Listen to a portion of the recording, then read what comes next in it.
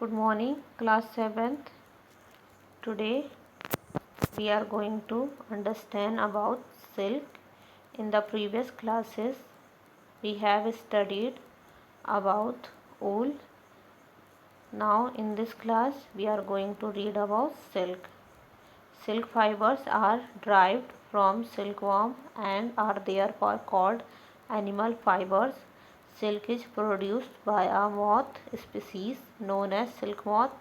The scientific name for the silk producing moth is Bombyx mori. It is one of the most beautiful moths ever found. So,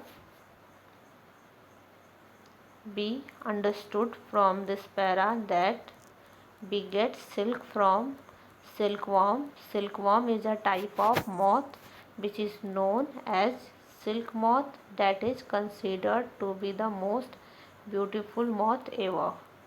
The breeding and management of silkworms for production of silk is called sericulture.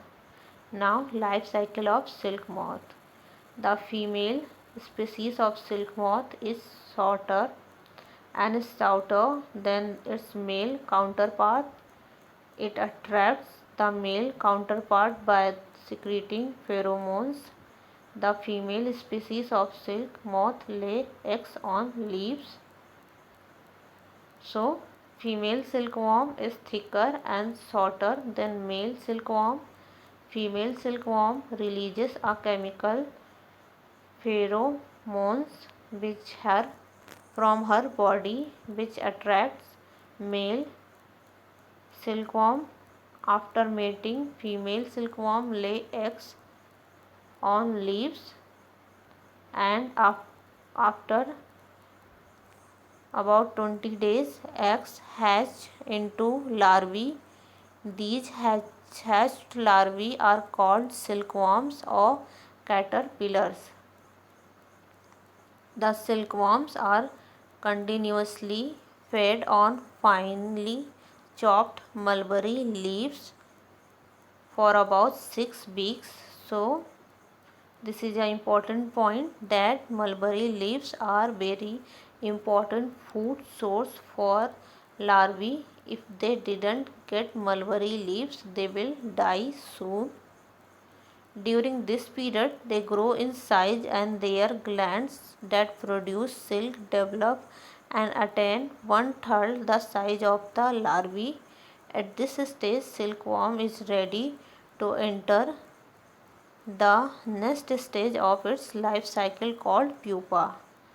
Pupa holds itself by weaving a net around its body by swinging its head from side to side in the form of 8.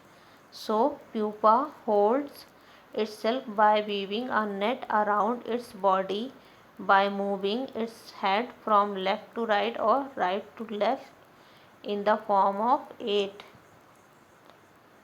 While swinging the head in this manner, the silkworm secretes a wet, sticky substance. This substance is made up of protein which hardens on exposure to air and becomes silk fiber.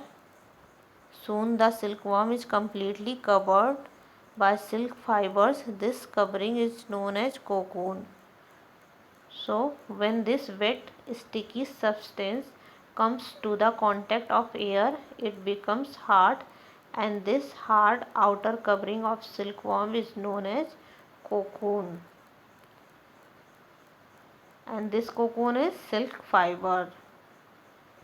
A cocoon is spun by using two long continuous fibers form two glands.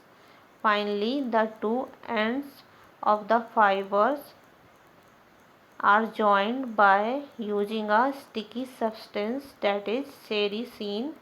The silkworm continues to develop inside the cocoon. Once the cocoons are spun, the pupae turn into adult moth.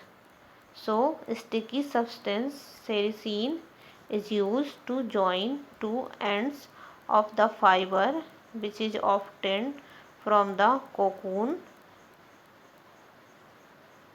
After being fully formed of cocoon, the pupa turn into young silkworm and the silkworm life cycle resume.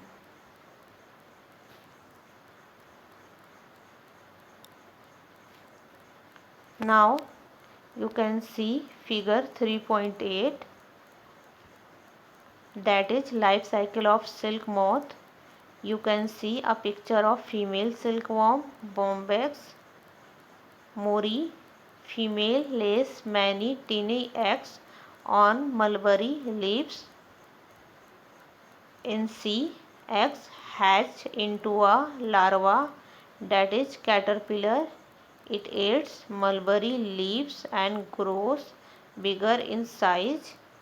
Now D, the caterpillar spins a cocoon of silk threads around itself. And now E, inside the cocoon the caterpillar changes into a pupa.